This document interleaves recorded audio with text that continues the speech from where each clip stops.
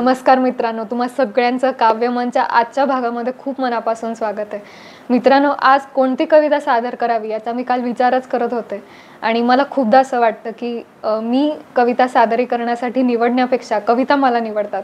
आणि आज ज्या कवितेने मला निवडले ती आहे इंदिराबाई संत यांनी लिहिलेली ठरविते किती मी ही कविता।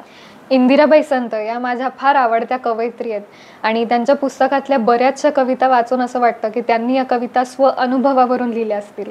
प्रत्येक त्यांच्या कवितेत एक प्रकारची घुसमट जाणवते। कविता फार सुंदर आहेत, पण त्यांना झालेले कष्ट, त्यांना झालेल्या वेदनांचं दर्शन सुद्धा या कवितांमधून घडतं। I am not really sure about this story, पण असं मी कुठेतरी ऐकलंय की इंदिराबाई संतांचा प्रेमविवाह श्रेष्ठ ज्येष्ठ कवी नामा संत यांच्यासोबत झाला होता आणि घरच्यांचा विरोध पत्करून त्यांनी हा विवाह केला होता। त्यामुळे इंदिराबाई संतांच्या आयुष्यातली बरीचशी नाती त्यांच्यापासून दुरावली होती आणि लग्नाची काहीच वर्ष उलटली असतील आणि कवी नामा संत यांचं निधन झालं।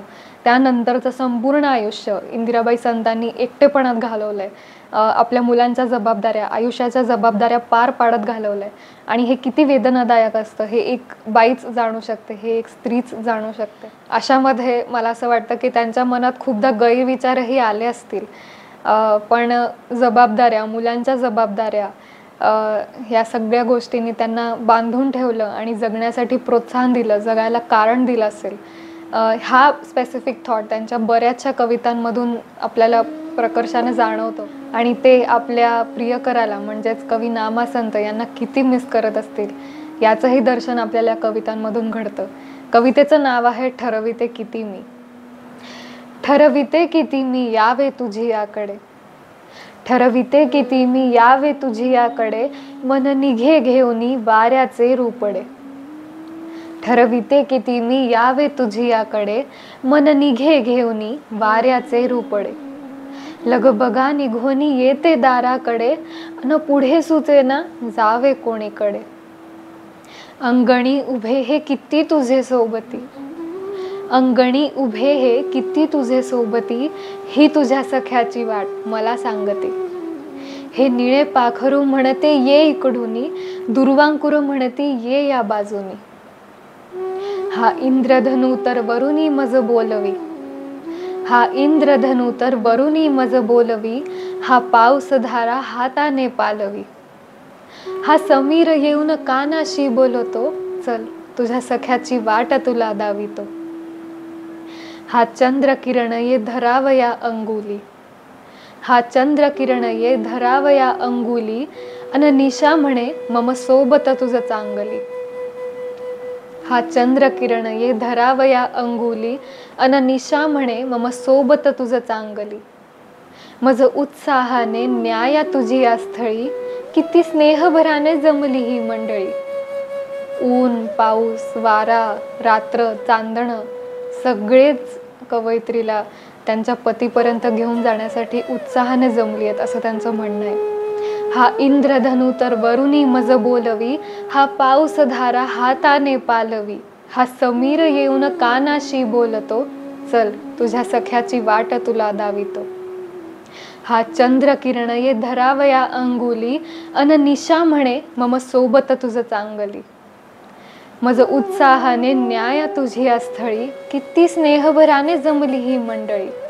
असं सगळं असताना मनात कधीतरी हिंमत होऊन जाते आणि इंदिराबाई संत पुढे म्हणतात शेवटच्या ओळीत पहा, मी सावरले मन सावरला अंचल, मी सावरले मन सावरला अंचल, अन पुढे निघाया उचले हे पाऊल। मी सावरले मन सावरला अंचल, अन पुढे निघाया उचले हे पाऊल। पण अचानक जबाबदारींची आठवण होते। अडखळे उंबरा होऊ नका या लुळी, अडखळे उंबरा होऊ नका या लुळी, कोसळे खालती काही न कळे मजमुळी, कोसळे खालती काही न कळे मजमुळी। जबाबदाऱ्यांची आठवण होते आणि एका मिनिटात सगळी हिंमत नाहीशी होते। तर अशी ही कविता आहे। आणखी एक इंदिराबाई संतांची कविता मला फार आवडते आणि ती सुद्धा मला या प्रकारातली वाटते की त्यांना कवी नामा संत यांची किती आठवण येत असेल। कवितेचं नाव आहे अवचित। माफ करा, मला ही कविता पाठ नाहीये, शेला या त्यांच्या काव्यसंग्रहातली ही कविता आहे। कवितेचं नाव आहे अवचित। अवचित कुठेतरी डोळे तुझे भेटतात, अवचित कोठेतरी डोळे तुझे भेटतात, कोसळून वीज लोळ हृदयाचा तोल जात. अवचित कोठेतरी तुझी उंच अंगलट, अवचित कोठेतरी तुझी उंच अंगलट, दिसे आणि जाई कशी सुरी आतड्यात नीट. सगळीकडे मला माझ्या प्रियकराचा भास होतोय असं काहीसं दर्शवणारी ही कविता आहे. अवचित कोठेतरी स्वर तुझा येई कानी, अवचित कोठेतरी स्वर तुझा येई कानी, विरघळे शरीर हे मन जाई बधिरुनी. अवचित कोठेतरी तुझ्या लकबीचा भास, अवचित कोठेतरी तुझ्या लकबीचा भास, येई डोळ्या पुढे काळे आणि होई कासावीस. अवचित कोठेतरी असे काही आढळते, शेवटच्या ओळीत, अवचित कोठेतरी असे काही आढळते, कोरड्या या लोचनात आग उगाच जळते, कोरड्या या लोचनात आग उगाच जळते. एकंदरीतच तुम्हाला या कविता कशा वाटल्या, आजचा हा भाग कसा वाटला हे तुम्ही नक्की कळवा.